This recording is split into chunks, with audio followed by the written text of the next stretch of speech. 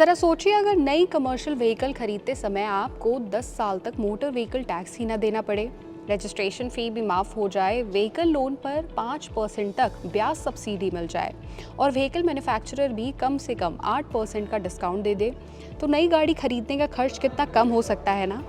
दरअसल दिल्ली एनसीआर में पुराने ट्रक और बस मालिकों के लिए सरकार ऐसी ही राहत लेकर आई है।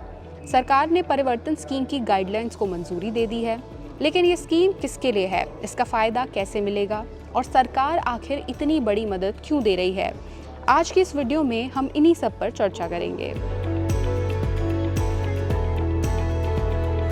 सबसे पहले ये समझ लेते हैं कि परिवर्तन स्कीम है क्या।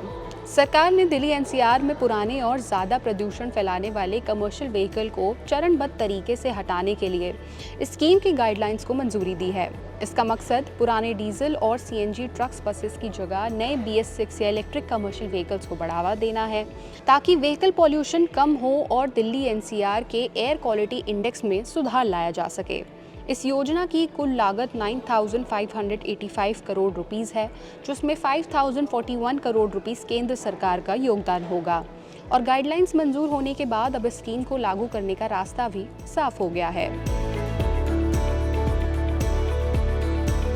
अब सबसे ज़रूरी बात यह है कि ये स्कीम आम कार बायर्स के लिए नहीं है। इसका फ़ायदा सिर्फ उन एलिजिबल कमर्शियल व्हीकल ओनर्स को मिलेगा जिनके पास पुराने ट्रक या बस हैं और जो उन्हें स्क्रैपेज के बाद नए BS6 या इलेक्ट्रिक कमर्शियल व्हीकल से रिप्लेस करना चाहते हैं।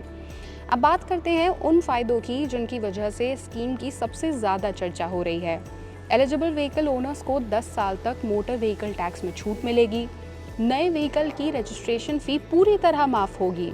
अगर व्हीकल लोन लेकर खरीदा जाता है तो उस पर 5% तक ब्याज सब्सिडी भी मिलेगी। इतना ही नहीं, स्कीम से जुड़ी 11 बड़ी कमर्शियल व्हीकल मैन्युफैक्चरर्स, जिनका मार्केट शेयर 95% से ज़्यादा है, नए व्हीकल्स पर कम से कम 8% तक OEM डिस्काउंट भी देंगी। अगर कोई एलिजिबल व्यक्ति नया इलेक्ट्रिक कमर्शियल व्हीकल खरीदता है तो उसे लम सम फाइनेंशियल असिस्टेंस भी मिलेगी।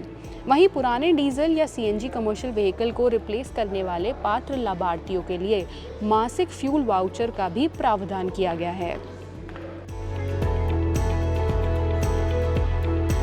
अब सवाल ये है कि आखिर सरकार इतनी बड़ी राहत क्यों दे रही है। दरअसल दिल्ली एनसीआर में पुराने कमर्शियल व्हीकल्स को एयर पोल्यूशन की बड़ी वजहों में से एक माना जाता है।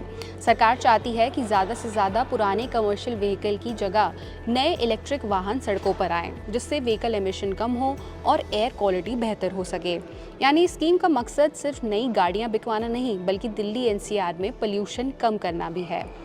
इस स्कीम को ministry of road transport and highways लागू करेगी, जबकि funding national capital region planning board के जरिए उपलब्ध कराई जाएगी।